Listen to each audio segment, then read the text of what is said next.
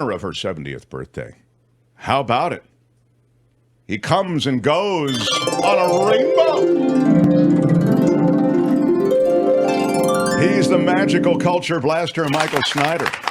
What's up, Culture Blaster? Just call me the redheaded stepchild, beaten and thrown into the corner of the Mark Thompson Show. The very last seconds, those waning minutes of the show. We're running behind, but you can take all the time you need. We'll lose Kim, but we'll continue on with you. You don't need to hold your report. We'll continue on as There's long never as been anything like this. Since Trump has just spent some quality time at the Fulton County jailhouse, do you think any inmates tried to give him the rod of equity and mercy, so to speak? I get it. Oh, my God. By the way, I forwarded you the hilarious Photoshop mugshots done by Happy Toast. You can find Happy Toast on Facebook and what have you, where he has put a lot of Trump's cronies in the guise of the various villains of the Batman TV show. Hilarious. And we waited and waited and waited till yesterday for, yes, the Joker finally made his appearance. Mr. Trump himself. Speaking of, it was the old Batman Joker from the TV series. Yeah, it was so much the old Batman Joker from the TV series that they photoshopped a little Cesar Romero mustache on his upper lip. It was just genius, complete genius. Tom says that waning is a ding word. Oh, sure. Okay. Hey, by the way, I've got some Cesar Romero trivia. Oh, please. I love the fact that his Joker, that he didn't say ha ha ha. He said hoo hoo hoo. Yes. As I recollect. Cesar Romero, question for you, Michael Snyder, who knows everything. Cesar Romero, born in this country or not? I would say not. No, I would say yes. He was born in this country. And not only was he born in this country, they buried Caesar. They didn't praise him. He's gone now. Oh, that's very, very good. Well done. And you're right. He was born in this country. All right. Continue, sir. Go ahead. Anyway, speaking of mugshots, by the way, where's my official Mark Thompson Show mug, Mark? This is one came me. in just yesterday. You were going to get one today. Oh, excellent. So the weekend's new movies bring to mind the Greek master of second-rate drama, Mediocrities, because, oh, my God. I'm not so happy with them. Things could be better, but let's get into it. There is some merit to be found, and if you know me, I'm always embracing the merit when it comes down the pike. We're going to begin with Golda, if you don't mind. Golda is a prestige mix of later life biopic and docudrama about the person who might have been the most beloved, respected, gutsy, and controversial prime minister of the state of Israel, Golda Meir. It's tense and tragic at times, the movie. It's a bit too stately and ponderous at others, but through it all, Helen Mirren brings gravitas and authenticity as Golda, disappearing into the role. Gravitas, authenticity, something else you said. I don't know. Primarily, the movie shows us the elderly and ill Golda facing crisis after crisis from outside and within when Israel faces off against Egypt during the 19-day-long Yom Kippur War in 1973. And all the while, she's enduring radiation treatment for what ails her. Wow. To be fair, the movie seems more about the war than Golda, even if she's in the middle of things. It does have merit, though, especially regarding the depiction of the country's leaders wrestling with the moral dilemmas of war from the safety of a situation room, which is often the case with our leaders. Sure. Golda means well, the movie, and it has that fine-tuned and believable performance from Mirren at its center. But we learn very little about the how and why she became the leader of her country, or much about her personal life. And on the plus side, we get some scenes with Mirren as Golda engaging with Henry Kissinger, played by Liev Schreiber, who sort of gets the voice and demeanor, but never the girth of Nixon's controversial Secretary of State. Henry Kissinger talk like that. We should have had you in the role, Mark. Yeah, I could have dubbed him. There's another plus. Camille Cotin of TV's Call My Agent plays Golda's aide-de-camp. This is directed by Guy Nativ and written by Nicholas Martin, and it's an informative history lesson to a point. It's got some ticking clock tension as the existence of Israel is on the line. It has a kind of a gritty cinema verite look, and it has Mirren, who alone makes it a worthwhile watch. And again, she's totally Golda, nose and all. And you know about the Bradley Cooper, Leonard Bernstein prosthetic nose issue, right? Oh. Have you heard about this? No. Cooper isn't Jewish. and he's wearing a fake nose in the upcoming Bernstein biopic. And there's been a lot of hue and cry about this for some reason, but I haven't heard many similar complaints about Mirren as Golda. Maybe it's a matter of time, but all told, Golda strikes me as something that will play well at home when it becomes available. Again, it has merit. Right now, it's in theaters. I have a question. This has come up in the chat. Sure. Is Helen Mirren the grandmother of Jennifer Lawrence? I don't believe so. I don't think so either. that Maybe sounds- I'm misreading it. I haven't followed it I up. don't Jennifer Lawrence's grandmother says. Maybe, I don't know, I'll aesthetically. double check it. I don't know. I don't know. Google it. All right, we'll Google it. Let's Go move ahead. on Yes, beyond the please. waste of time. Bottoms won't be for everyone, and it's a bit of a challenge to criticize. Basically, it's about two horny, misfit teenage lesbians and best friends, PJ and Josie, who are determined to bed two of their high school's most popular girls. Both of the coveted girls are cheerleaders, one being the girlfriend of the entitled Golden Boy quarterback of the football team. Set your goals high, I guess. I don't know. In order to lose their outsider status and, by the way, their virginity, PJ and Josie decide to start a fight club in the guise of school-sanctioned feminist self-defense extracurricular activity, complete with a teacher as an advisor. The idea is that a number of female classmates, including the cheerleaders, will join the group because there have been some off-campus assaults of co-eds, and this will enable PJ and Josie to get next to their targets. They're romantic targets, not their physically violent targets. I get it. Meanwhile, the girls are all pounding the hell out of one another, and that would be, by the way, fist pounding, although PJ hope. and Yeah. Josie hope that that's going to lead to the other kind of pounding. Bottoms is like the movie But I'm a Cheerleader, which some of you may recall, only with more slapstick that escalates into gleeful violence and explicit language.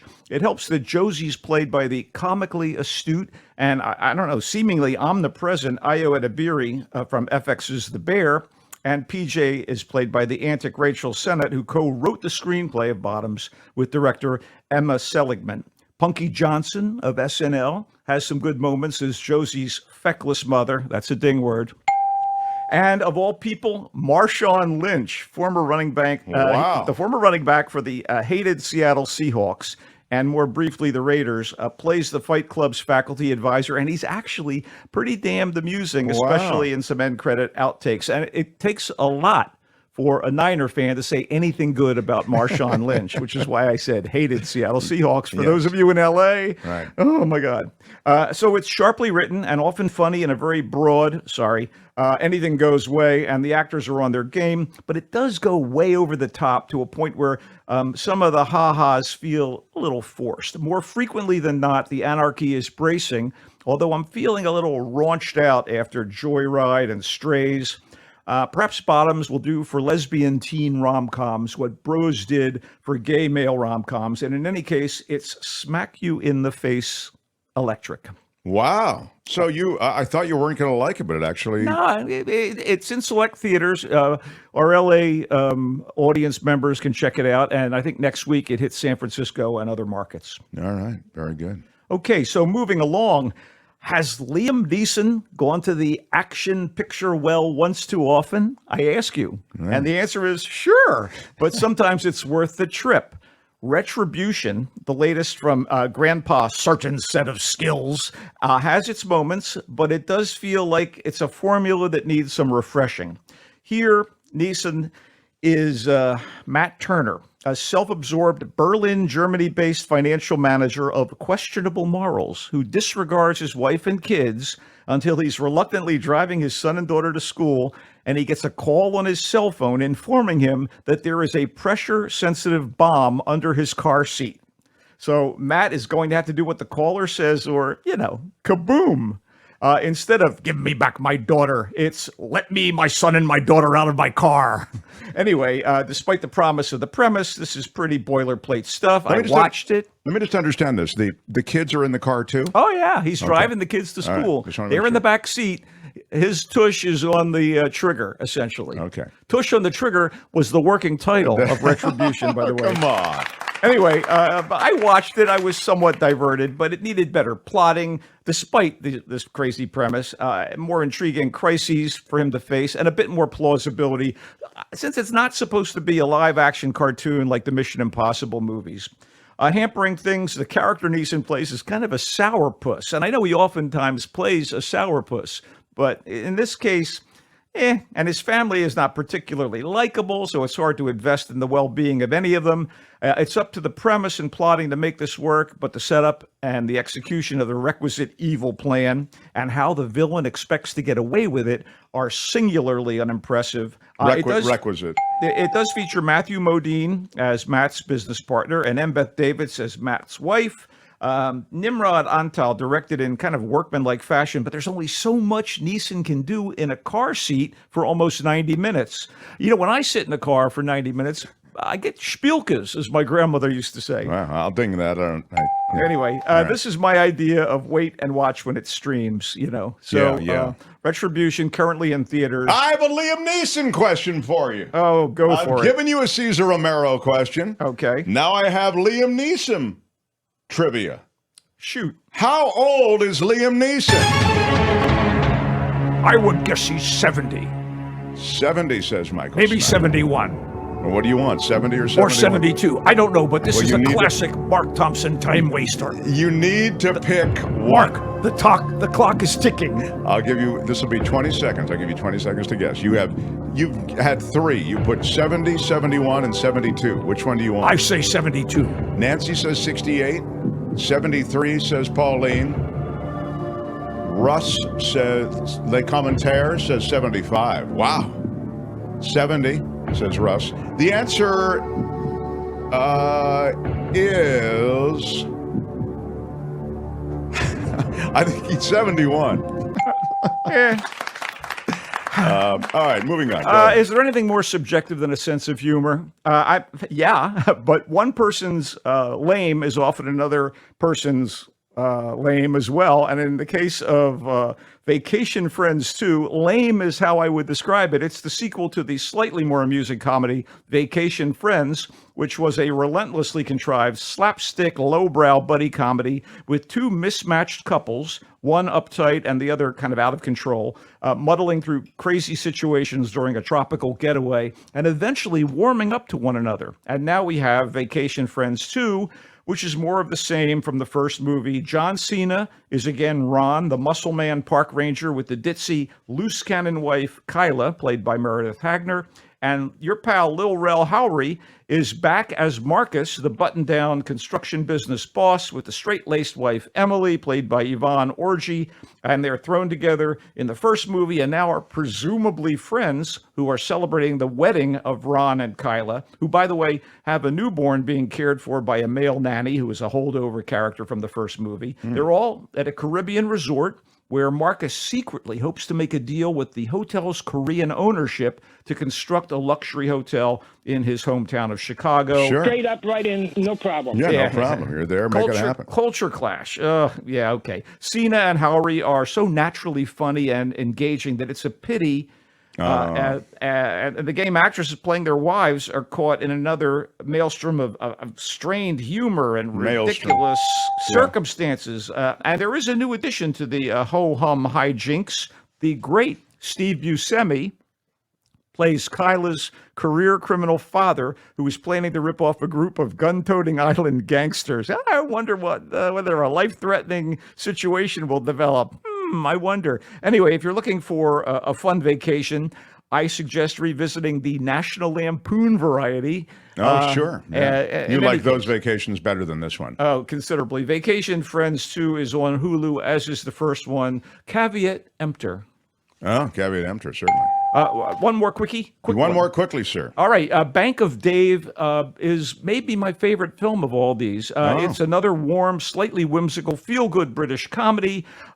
This one based on a true story, but it's also a movie of the genre that champions the ordinary Joes and Jills as they confront, I guess you'd call them the oppressive one-percenters. So there's not a lot of depth to it, but Rory Kinnear, who is great at everything he does, British character actor who occasionally takes a lead, he plays Dave Fishwick, a working class good guy who's made millions as a van salesman in Burnley, Lancashire, which is a formerly thriving mill town that's fallen on hard times. Dave has successfully loaned scads of money to locals who have thrived and repaid him and want him to basically invest their profits. So Dave wants to start his own local bank to accommodate them. And this is something the UK banking establishment based in London and led by your requisite greedy banker. Again, requisite. Played by Hugh Bonneville, by the way. This is something they want to quash and fast. So it's up to Dave, London lawyer Hugh, played by Joel Fry, and all of Dave's family and friends in Burnley to fight back.